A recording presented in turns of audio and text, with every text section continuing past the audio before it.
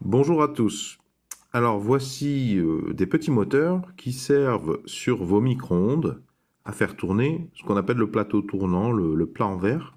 En effet, vous trouverez peut-être ça un peu surprenant, mais c'est ça qui entraîne la rotation du plat en verre qui est dans le four à micro-ondes. Bon, je vous passe les détails puisqu'il y a des pièces intermédiaires. Alors dans la présente vidéo, je vais aborder le sujet de comment tester, diagnostiquer, savoir si ces moteurs de plateau tournant fonctionnent.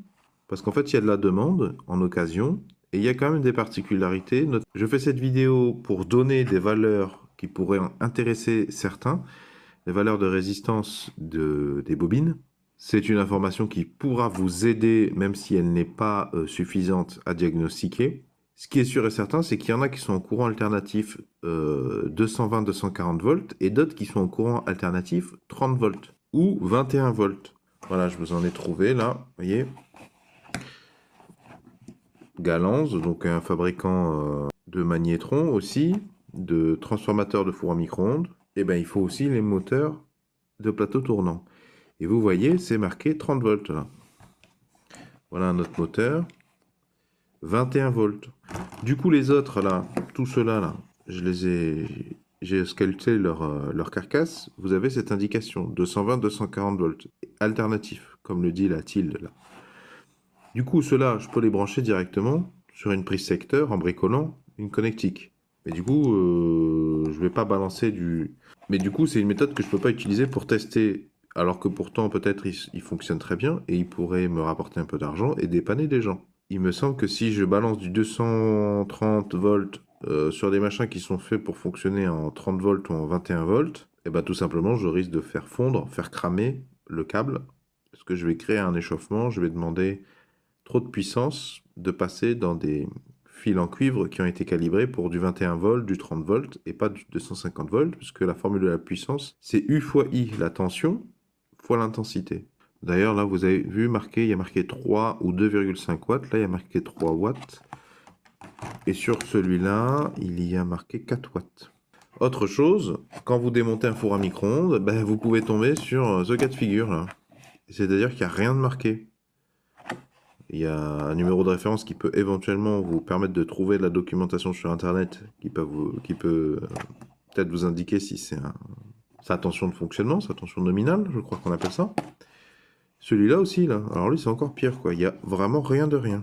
Il n'y a aucune indication. Et alors, je voudrais faire cette vidéo comme pense-bête, en mesurant les valeurs des bobinages, puisque là, j'en ai quelques-uns sous la main. Je vais peut-être pouvoir deviner, sur la base de la résistance aux bornes, est-ce que ça ne me permet pas de l'identifier plutôt à un 230 volts alternatif, ou plutôt à un 21 ou 30 volts. On peut savoir si ces moteurs sont morts déjà en vérifiant la continuité, sachant que le mode de testeur de continuité sur un multimètre, c'est aussi souvent un mode ohmmètre. Donc à la fois, il va vous dire s'il y a continuité ou pas, et s'il y a continuité, il va vous donner la valeur de la résistance en ohm. Quand il y a discontinuité, a priori, c'est que le moteur est mort, il a cramé. A priori, il y a eu un réchauffement qui a fini par couper la continuité de lame en cuivre, du fil en cuivre de la bobine qui est à l'intérieur. Mais si vous avez continuité, c'est bon signe, mais ça ne veut pas forcément dire que le moteur fonctionne. Ce qui peut tout à fait être grippé, par exemple. Et il faut faire attention parce que si vous voyez qu'il y a continuité et qu'il y a une valeur en ohm qui a l'air cohérente, vous allez le brancher tout azimut, mais s'il est grippé, bah, vous pouvez le cramer ou il peut vous prouter à la figure, quoi. Il peut peut-être même y avoir de la casse et projection de particules de plastique si vous insistez à faire tourner un truc qui est grippé. Donc là, on a les 220-240 volts. Ici, on a le 21, le 30 volts alternatif. Et là, on a les deux à déterminer. Donc là, je vous les ai sortis les 9 qui sont en 220-240 volts. Soit c'est marqué de ce côté, là, soit c'est marqué de l'autre côté. Hein, si vous vous demandez comment je le sais. Bon, ça peut être des marques ou des modèles légèrement différents. Donc je prends mon multimètre et alors je vais me mettre en ohmmètre. Mais il faut un calibre assez haut. Paradoxalement, je m'y attendais pas parce que ça monte assez haut, mine de rien. Pour ceux qui sont en 250 volts alternatifs. Donc je vais me mettre en 200 000. Parce que sinon, vous allez voir 1 et vous pourriez croire que il y a rupture de continuité. Alors que pas du tout, c'est juste que votre calibre est trop petit. Là, je suis sur le calibre 200 000. Hein. Donc ça, c'est 10 000 ohms. Je vais descendre. Là, je suis descendu sur le calibre 20. 20 000. Donc, si je me trompe pas, c'est 10 940 ohms. Mais c'est assez logique puisque c'est du 4 watts. Or, P est égal à U fois I. Donc, s'il y a une petite puissance, ça veut dire qu'il y a une petite intensité qui passe. Or, si vous voulez faire une petite intensité qui passe alors que vous lui donnez du 220-240, bah, votre résistance doit être élevée, puisque U est égal à R fois I. Donc voilà, je vous donne des valeurs que vous pouvez comparer à ce que vous aurez. 12 560 ohms. Ça, c'est des valeurs apparemment de moteur quand ils sont bons. Alors, 9 680 ohms. Alors peut-être que c'est un signe d'usure ou au contraire, là, la valeur est plus faible. Est-ce que c'est un signe de particulièrement bonne santé? Parce que celui-là, il a l'air vraiment bien, hein. Il a vraiment une bonne tête. D'ailleurs, celui-là aussi. Bon, après, ça veut rien dire, hein. Des fois, les plus propres, c'est pas les plus récents. Bon, vous voyez, celui-là, il est très propre, mais pourtant, sa valeur, c'est 12 380 ohms. Ici, 11 320 ohms. Ici, celui-là, là. Désolé, je filme comme je peux, hein. 12 130 ohms. Et alors, les trois derniers, 11 950 ohms, 12 240 ohms, 11 920 ohms. Donc ça, c'était les valeurs de chaque bobine pour des moteurs de plateau tournant qui sont faits pour fonctionner avec en entrée une tension comprise entre 220 et 240 volts. Donc ici, nous passons à 21-30 volts et aux deux inconnus ici. Alors, vous voyez, je suis obligé de descendre le calibre, parce que là, c'est vraiment trop grand. Donc, je vais me mettre sur le calibre 200. 200 ohms. Alors, remarquez que j'ai changé la pile, hein. J'ai plus le logo batterie faible. C'est bizarre, ça s'affiche par...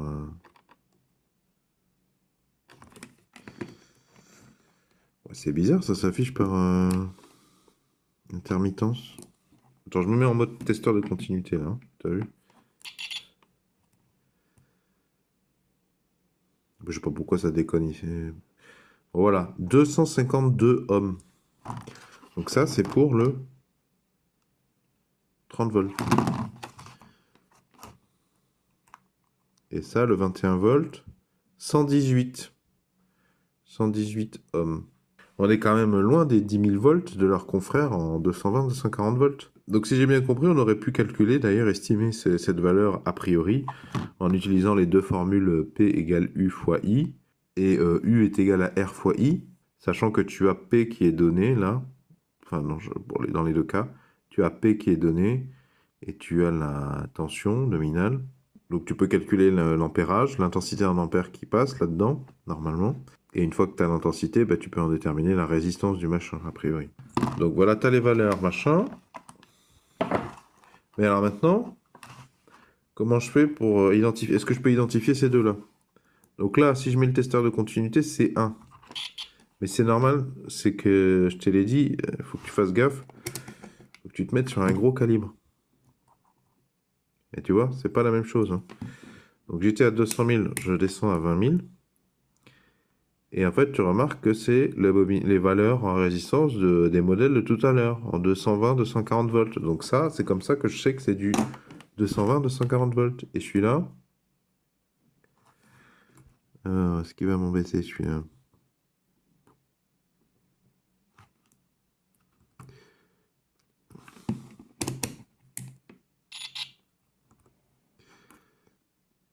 Et bien celui-là, il n'a pas l'air du tout de réagir. Donc a priori, il est capote. C'est intéressant, tu vois, c'est le cas de figure où, bah, même en insistant, il n'y a rien du tout.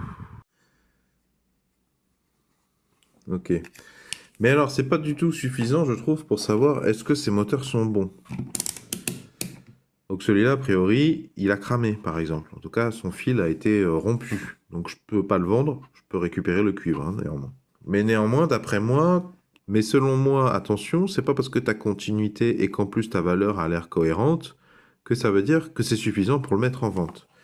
Notamment, un truc à vérifier, enfin moi, pour moi, deux trucs à vérifier, qu'il y a bien un isolement entre la carcasse métallique, la coque en métal extérieur et chacune des deux bornes. Et deuxième chose, c'est de le brancher l'appareil avec la tension nominale pour voir s'il tourne. Mode testeur de continuité. Et je vérifie. Tu vois, quand je mets aux 2 bornes, ça descend. Ok. Mais la résistance était trop élevée visiblement pour qu'il bip. Bon voilà, là il n'y a pas de défaut d'isolement a priori. Celui-là.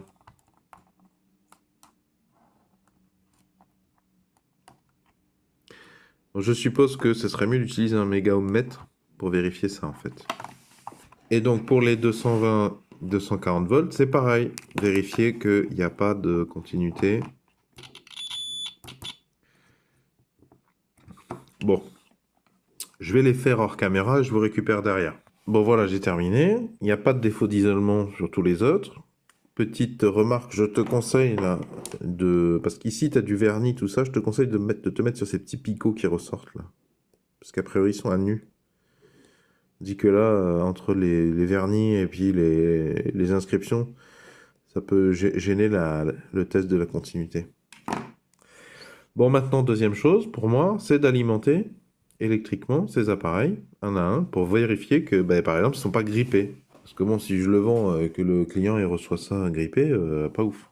Si ça lui pète le nez, encore moins ouf. Donc, si c'est possible, ce serait mieux d'utiliser une prise maître-esclave, puisque ça va nous permettre d'allumer rapidement et d'éteindre rapidement. Donc ça, c'est un cordon d'alimentation. Vous pouvez tout simplement prendre un cordon d'alimentation de four à micro-ondes, hein, parce qu'en général, ils ne sont pas en panne. Enfin, ceci dit, ça peut arriver. Vous pouvez vérifier avec le testeur de continuité entre les bornes ici, la troisième borne ici et les 3 bornes en sortie, là.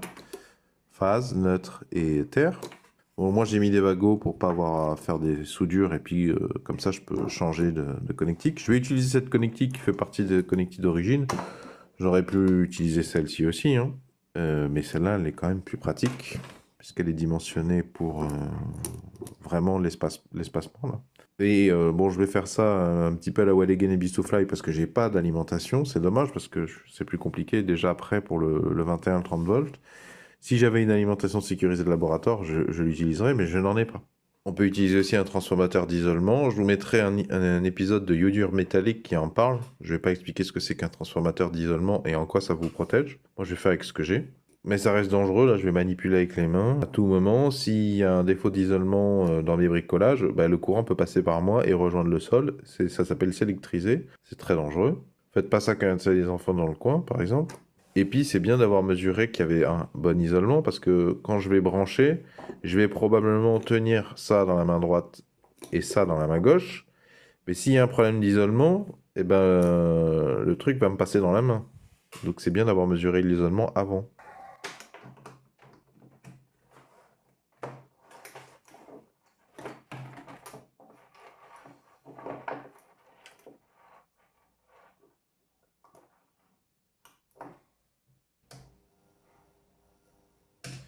Bon, ça serait bien de protéger vos yeux, parce que justement, s'il y en a un qui est grippé, qui pète, vous pouvez vous prendre un éclat de plastique dur dans l'œil. C'est pas le but.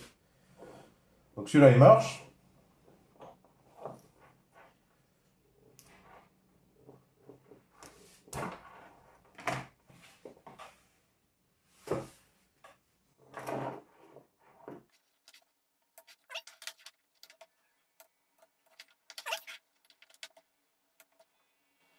D'ailleurs, en fait, quand j'éteins et que je rallume, il change de sens. Donc j'imagine que ça peut être bien, pour être vraiment rigoureux, de vérifier qu'il fonctionne dans les deux sens.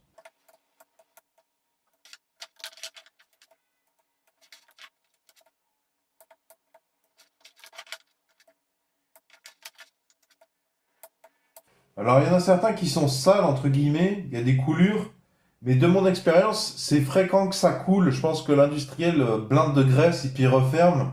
Et si ça suinte, je pense que c'est limite mieux, parce que ça protège peut-être contre l'oxydation et d'autres choses.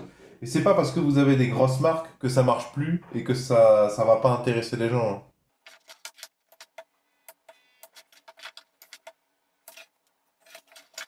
Bon, je passe à celui que j'ai marqué hors service. Ça va bien voir.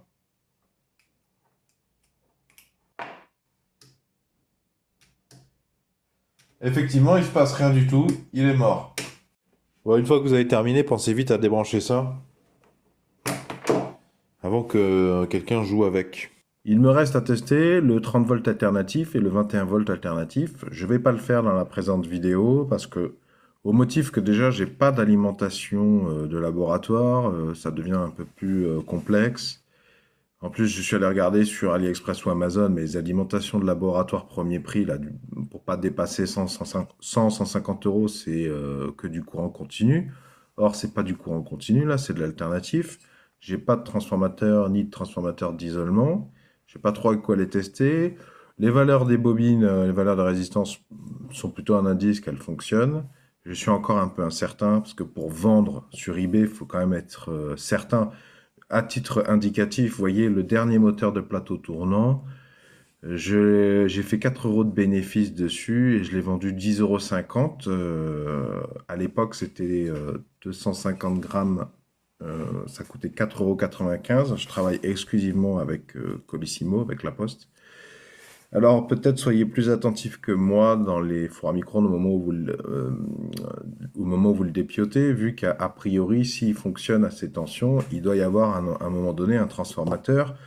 Moi, dans mon cas, il y a, pour le 30 volts, dans le même four à micro-ondes, il y avait ce que je croyais être un transformateur CHP 11-A240S. Je vous mettrai les liens dans la description sous la vidéo. Au début, je comptais l'utiliser pour tester le 30 volts, mais je comprends pas trop bien. Déjà, c'est pas un transformateur, c'est un relais. Je maîtrise pas encore bien, j'ai des doutes. Je suis allé voir la documentation. Je comprends pas trop parce que là, il y a marqué 15 ampères, 250 volts alternatifs, puis en dessous 15 ampères, 30 volts courant continu. Pourquoi 30 volts courant continu? Est-ce que je suis pas sûr que ce soit l'entrée et ça la sortie, j'ai des doutes. Est-ce que c'est simplement la partie bobine du relais qui est faite pour accepter soit de l'alternatif ou du courant continu en entrée? Mais ça, j'en ai jamais vu. Je connais pas trop bien le domaine des relais. Ce serait pas très très surprenant non plus, mais j'ai des doutes, j'ai plein de doutes. Et en sortie, ça me dit 250 volts alternatifs, donc ce serait pas bon. J'ai des petits doutes, mais du coup, normalement, si j'avais été plus attentif, il aurait dû y avoir dans le four à micro-ondes quelque chose qui me permette de les tester. Donc je doute un peu plus là-dessus. Ceci dit, de mon expérience, je sais pas, j'aurais dû en vendre une quinzaine, peut-être une vingtaine de moteurs de plateau tournant. Ceux qui ont une tension un petit peu inhabituelle, bah, ils sont d'autant plus intéressants qu'ils sont pas si fréquents que ça sur eBay en fait. La plupart sont en 220-240 volts alternatifs, ce qui veut dire que le client qui cherche, qui lui sur son micro-ondes, il a du 21 ou du 30 volts, bah, il n'aura pas des masses d'offres. Encore moins s'il cherche, si possible, des pièces qui se trouvent déjà dans son pays, vu qu'il n'a pas forcément envie de faire venir ce genre de truc de Chine alors qu'il y en a des milliers sur son territoire. Et j'aimerais bien ne pas attendre pour mettre en vente les autres. Je vous ai donné des valeurs là pour ceux qui veulent se faire des compléments de revenus. J'attire votre attention que si vous voulez approfondir le sujet, avoir plus de détails, déjà je vous mettrai le détail du chiffrement dans la description sous la vidéo parce qu'il faut prendre en considération les commissions eBay et PayPal. Mais moi, quand je vous dis 4 euros de bénéfice et 10,50 € de prix de vente, c'est en tenant compte des commissions, hein. J'ai même fait un petit outil qui vous permettra de calculer, même si vous n'avez pas Internet de votre machine instantanément, le montant des commissions, avec un logiciel libre et gratuit, pas un logiciel propriétaire. J'attire votre attention que sur le fait que j'ai fait toute une série où je montre d'autres exemples, d'autres chiffrages avec le même genre de composants que vous pouvez récupérer gratuitement vu qu'ils sont jetés à la rue.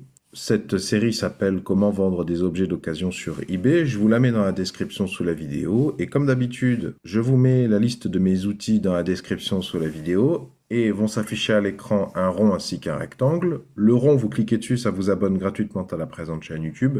Quant au rectangle, si vous cliquez dessus, ça vous emmènera vers tous les épisodes de cette thématique, pour ceux qui veulent se faire un peu plus d'argent ou s'intéresser à la chose plus sérieusement.